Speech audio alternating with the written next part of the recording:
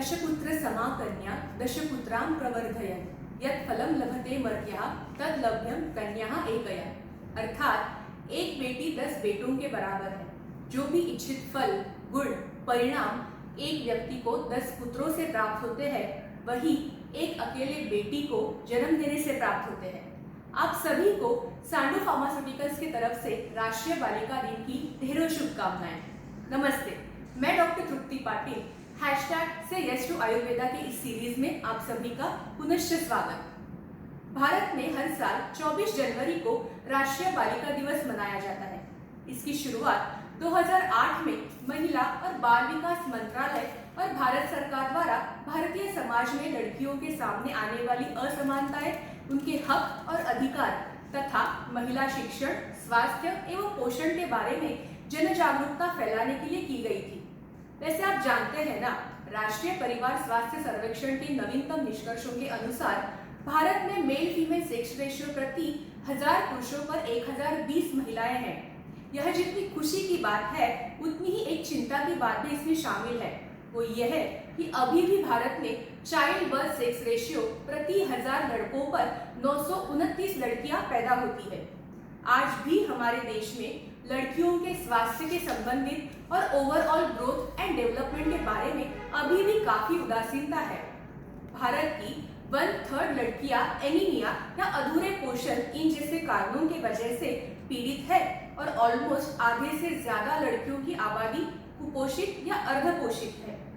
अधूरा आहार, improper nourishment, स्वास्थ्य संबंधित जागरूकता की कमी, इन जैसे कई कारणों की वजह से देश में अभी भी लड़कियों के स्वास्थ्य में कमी पाई जाती है। प्री एडोलसेंट स्टेज मतलब पूर्व किशोरवयी अवस्था से ही लड़कियों को अपने स्वास्थ्य की तरफ ध्यान देना चाहिए, क्योंकि आने वाले समय की सुप्रजा निर्मिति में भारत की यही बालिकाएं अपना बहुमूल्य योगदान देंगी। आज हम सब अपने बच्चों को अच्छे एजुकेशन, करियर में तो उनकी एम एंड टारगेट्स अचीव करने सिखा रहे हैं, लेकिन उनके स्वास्थ्य का क्या? और शायद इसी वजह से आज की पीढ़ी बौद्धिक क्षमताओं से तो भरपूर है, लेकिन शारीरिक स्तर पे कमजोर। But in spite of all this, इनमें कुछ नाम ऐसे भी है जिनसे आप सुपरिचित होंगे ही। झांसी की रानी लक्ष्मीबाई जी, भारत की पहली महिला डॉक्टर आनंदीबाई जोशी जी से लेके आज की इंडियन एथलीट हिमा दास रहे, या सबसे कम उम्र में माउंट एवरेस्ट शिखर पर चढ़ाई करने वाली शिवांगी पाठक हो, या फिर महज 12 साल की उम्र में क्लाइमेट चेंज एक्टिविस्ट बनके सरकार को अपनी पर्यावरण संबंधी कार्य योजनाओं पर पुनर्विचार करने के लिए मजबूर करने वाली रिद्धिमा पांडे हो। तो अगर आप भी चाहते हैं कि आपकी लाडली भी इन्हीं के नक्शे कदम पे चले, तो उनके बौद्धिक स्वास्थ्य के साथ साथ ही उनके शारीरिक और मानसिक स्वास्थ्य पे भी उतना ही ध्यान देना जरूरी है। और इस जर्नी में आयुर्वेद का महत्व जरूर अधोरेखित होता है, क्योंकि आयुर्वेद का एम ही स्वास्थ्य से स्वास्थ्य रक्षण है।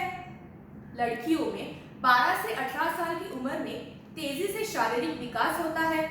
इसी समय उनमें मेंस्ट्रुएशन यानी कि मंथली पीरियड्स भी चालू होते हैं। इस दौरान उनके शरीर में हीमोग्लोबिन की कमी, खून की कमी या फिर आवश्यक जीवन घटक जैसे कि विटामिन, मिनरल्स, इसकी भी कमी देखी जाती है। ये सारी चीजें टालने के लिए आयुर्वेद के हिसाब से बताई हुई दिनचर्या, ऋतुचर्या, डाइट रेजिमेंट फॉलो करना जरूरी होता है, और जिसकी पूरी जानकारी हमने 2022 के सांडू आरोग्य दर्शिका के तहत आपसे साझा करने की कोशिश की हुई है। बढ़ती उम्र के लड़कियों में खाने में घी, जो कि एक ब्रेन टॉनिक तो है ही, लेकिन विटामिन ए और ई का एक स्रोत भी है, जो स्वस्थ लीवर, संतुलित हार्मोन और प्रजनन क्षमता के लिए आवश्यक होता है। कैल्शियम बढ़ने में मखाने, दूध, गुड़, तिल, अंडे, हलीम बीज या गोंद के लड्डू का सेवन फायदेमंद होता है।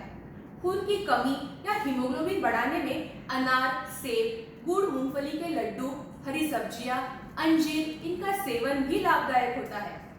तो इस प्रकार से आयुर्वेद हमेशा से ही स्वस्थ जीवन की ओर बढ़ावा देने में सफल रहा है, और स्पेशली आज राष्ट्रीय बालिका दिवस के इस अवसर पर आने वाली सुप्रजा की निर्मिति का महत्वपूर्ण घटक रहने वाली आज की बालिकाओं के शारीरिक एवं मानसिक विकास में बेहद जरूरी है। क्योंकि अगर वह दिल पिघला सकती है तो दुनिया पर भी राज कर सकती है. So at the end, I would like to give this message to these young girls. Be that strong girl that everyone knew would make it through the worst. Be that fearless girl, the one who would dare to do anything. Be that girl who never backed down.